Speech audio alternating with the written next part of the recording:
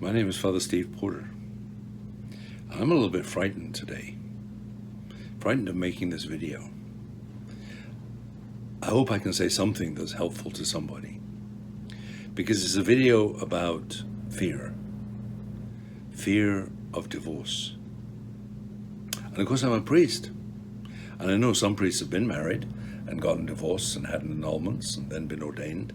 And some priests are married. But I'm not one of them.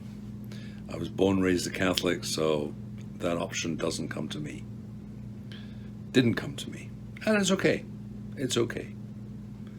But divorce is something that is very frightening. And yet, Jesus says, don't be afraid. I don't know how many times he says that in the scriptures. I should look it up, I guess. I can do that, yes. With these electronic things these days, you can find how many times the word fear appears in the scriptures. He says it when the disciples are fishing after the resurrection, and they see this figure on the shore, misty figure on the shore. Don't be afraid, guys. Put your net on the other side and fish over there. The angel says it to the women at the tomb who've come to anoint the body and prepare the body for its final burial. Don't be afraid. Jesus says it to Peter in the storm on the Sea of Galilee. Don't be afraid. Walk out on the water with me. You can do it. You can do it. And you know what? Peter does it for a little bit. And then his eyes are taken off Jesus because the wind probably blew a bit stronger then. Maybe there was a clap of thunder, a bolt of lightning, and he got afraid and started to sink. And so we get afraid. A person facing a divorce must be in a very frightening place. Very frightening place. And my heart always goes out whenever I hear the first mention of that, usually in confession. Bless me, Father, for I have sinned. I'm getting divorced. I'm being divorced. Now, there's no sin in being divorced, okay? But people bring it up in confession because they know it's a safe place to do that. And what I usually do is listen very attentively to what they have to say, and then, okay, why don't you give me a call during the week and we can sit down and talk about this for more than a minute or two in confession. Lots of people lining up also to go to confession. That's good in our parish. People come to confession. We have an hour with two priests every Saturday, and then during the week I often hear confessions. People come to the door and say, Father, I need to confess. It's good that people are going to confession. I love it. But it usually comes up in the first place. And then, obviously in confession I can't do anything with any knowledge I get at that stage. And I generally forget confessions. I really do.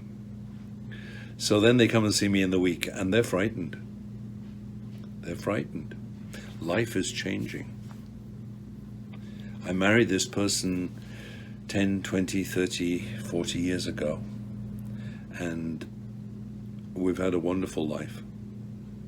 And then suddenly, I want a divorce. What? I want a divorce. And that's fearful. It's fearful just for the change of life that you're going to experience. And then all the other situations that might go on around it, the house, the family, the children, if they're still minor age children in the house, friends, workplaces, fear. Now, how do we deal with fear? How do we deal with it? There's nothing to fear but fear itself, as some wise person once said. Now, there is a good fear, huh? It's fear of God. But not fear of God in the sense of, oh, I'm scared of God. Fear of God in the sense of, you are God. I respect you. I love you, but I know I am down here and you are up there. I am not God. I don't determine my own life. You do, because I allow you to determine my own life. That's acknowledging that my God really is my God, that God is bigger than me, more important than me, has more power than me. And I know sometimes when we're afraid, we forget those things. We feel alone. We feel abandoned. We feel, I got to do something.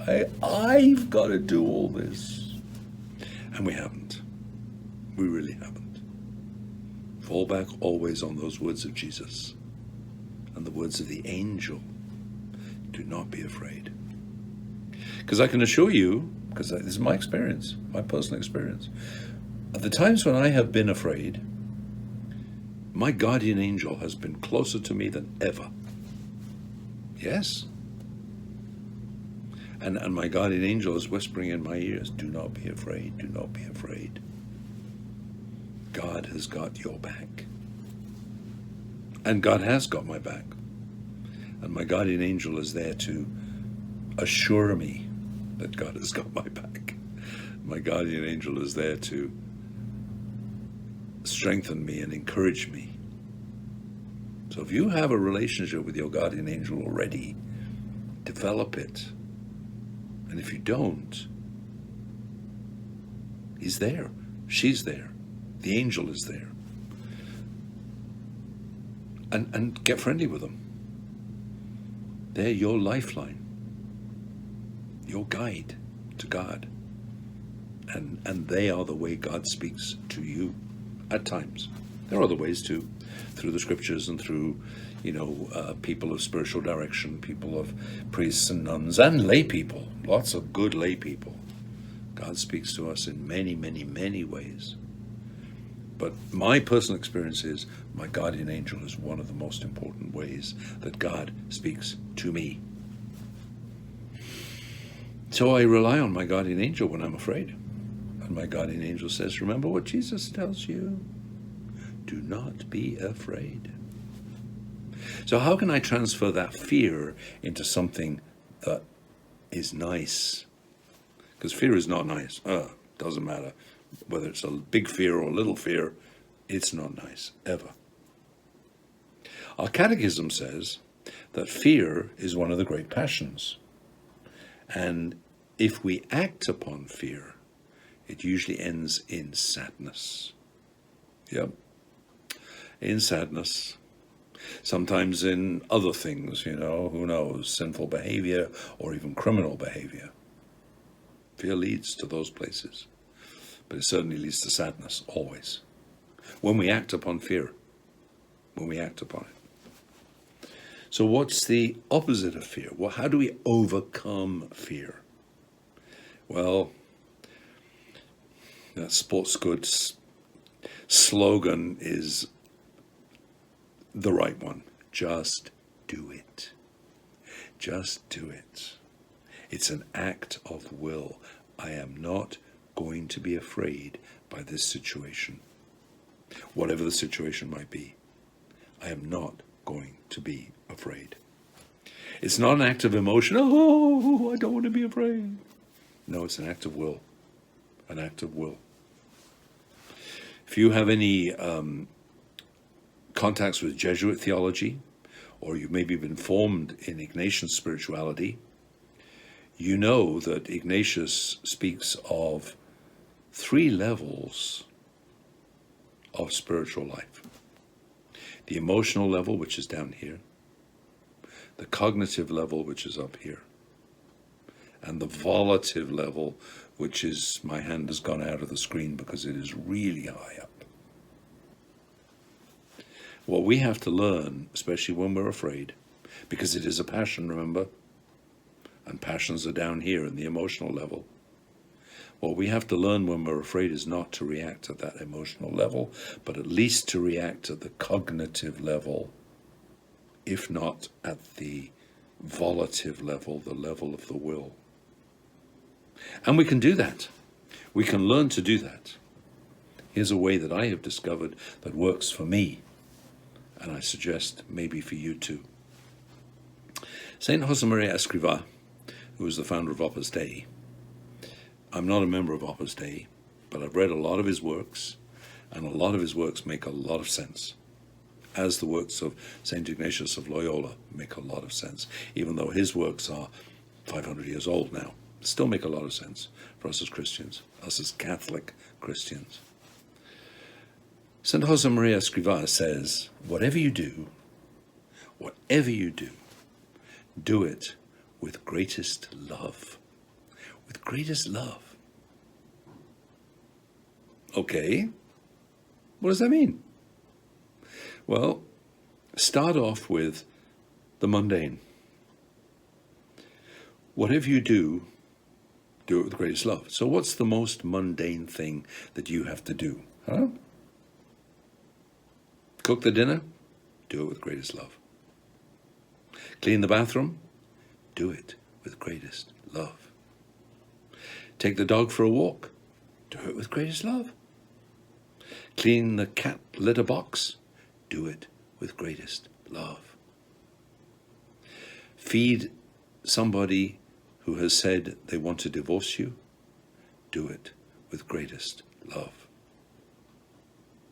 Just do everything with the greatest love that you can do, and you will find that fear will fly out the window, because fear cannot stand love. Fear is from the devil, Satan, and we know that word Satan, stun, S-T-N, comes from a Hebrew word that means separate.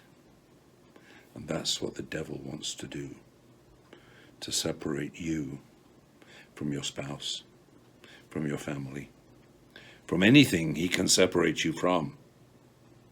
But love brings us together.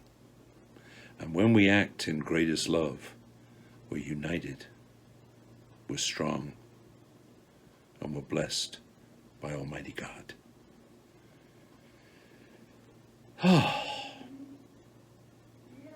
Thank you for listening. God bless.